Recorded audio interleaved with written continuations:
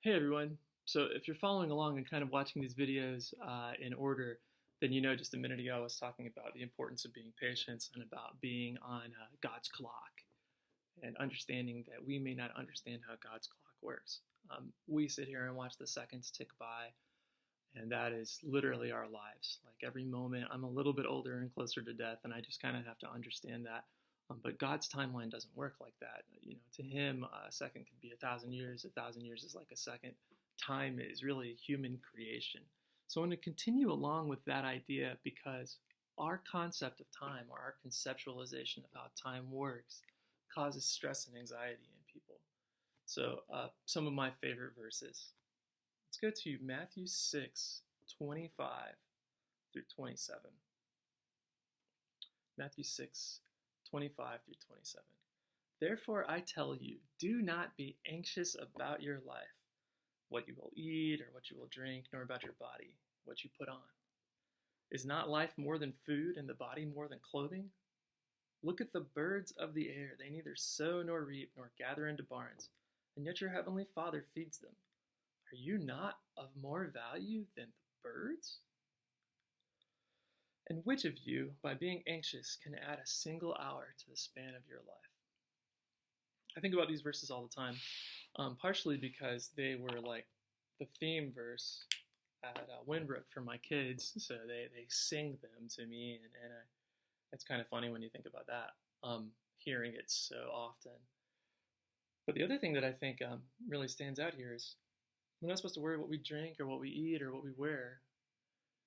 And then at this moment right now, how many of you are watching this video in your pajamas? We've actually talked about at home about how it's kind of important to get up and get dressed because it makes you feel like life goes on. And when we just sit around in our pajamas and things like that, it's almost like we're not fully awake. We're not fully going on with things. Scott and I were chatting with one another on Sunday about what to wear when we present to you guys those videos. Scott said Dana made him put on a collared shirt, but he assured me that he had on shorts. Dana apparently got dressed and completely ready for church, then refused to be on camera, but I understand completely why she did that. And so we're not supposed to care about those things because they don't matter. They don't add any time to our lives. They just cause us anxiety. And we have to deal with that. So I want to read again from Calvin Miller's book on patience, and then I've got some questions that I'll add to you. So there's a scene in the Disney film Bambi where a group of animated hunters are walking through a field with guns, seeking to shoot a covey of animated quails. One of these fidgety birds is pacing nervously, while a sister quail counsels her that she must not fly. But alas, the fidgety quail is so nervous she bolts into the sky. There is a roar of shotgun fired from guns of the animated hunters, and sadly the poor quail is shot, and in an explosion of animated feathers she dies. She's not very animated after that. The advice of this desperate, although fictional quail is somehow like the birds in Jesus' sermon. There is a great logic in living free of anxiety. Jesus' birds do not have psychiatrists.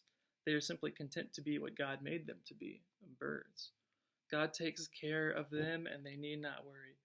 In all of God's nature, says Jesus in effect, neurotic birds do not exist. Impatience is a deadly vice. Keeping calm can save an animated quail. But it can also keep us from hurrying into some poorly thought out decisions. When we make decisions in such haste, we can end up in a terrible situation or lifestyle, simply because we would not wait. The dying quail in Bambi seems a bit violent for a children's story. Nonetheless, these animated birds do point to the lesson of the danger in letting our nerves get the best of us. God created believers, and in their salvation, God gave them the grace to trust. God cares for us. It is enough. It is this trust, which even the birds know, that is Christ's recipe for our own worry-free living. I heard a song the other day that suggested that animals live in a worry-free obedience to God. And I don't know that most of us think of being obedient as being worry-free. But ponder that for a minute. When you're obedient to someone else, when you trust them completely and you always do what they ask you to do or what they want you to do, and you don't worry about making decisions on your own, then there is a lack of anxiety found there. You can trust that the other person is guiding you and helping you. And in that, it can make a giant difference. Um, so why is it so hard to trust God when facing uncertain times? Why is it so hard to trust God when facing uncertain times?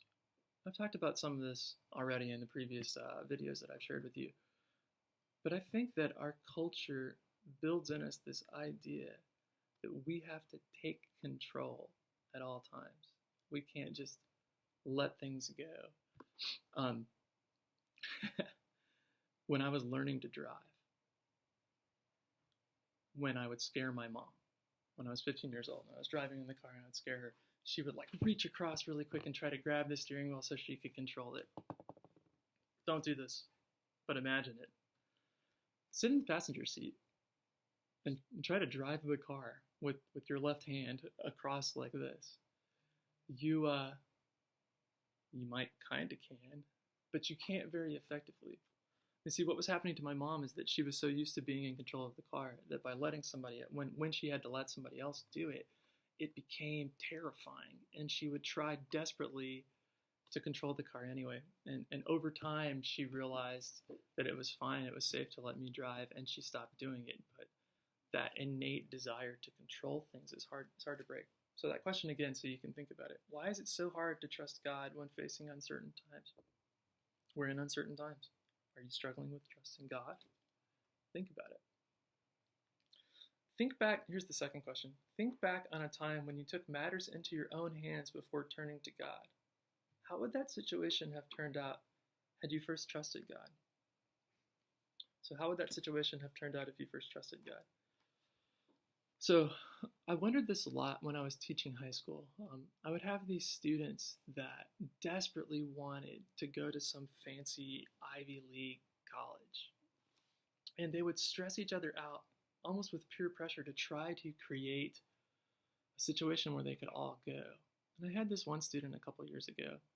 And if you're watching this, one student, I always thought you were awesome and I appreciate you. And that's the reason I'm using you as an example here. I had this one student a few years ago who wanted to go to one of these big colleges like Vanderbilt or Harvard or something like that. And she was very smart, like certainly smart enough to handle the coursework at a place like that. And because the other kids around her were all applying, she wanted to as well. So she applied to like 10 schools and she got into most of them. But deep inside, she knew something that was true about herself. She was trying to force something that wasn't going to happen. You see, all those schools are really expensive. And even when you're on scholarship, it's still really expensive to go to those places. If you get into Harvard, you know, even if they pay 100% of your tuition, you still have to live in Cambridge, Massachusetts, which is not cheap to live in at all. So anyway, I think this student realized eventually that she just couldn't afford to go to those places. But because she had been trying to force something that couldn't really happen to happen, she almost felt disappointed in herself when she went to Columbus State University.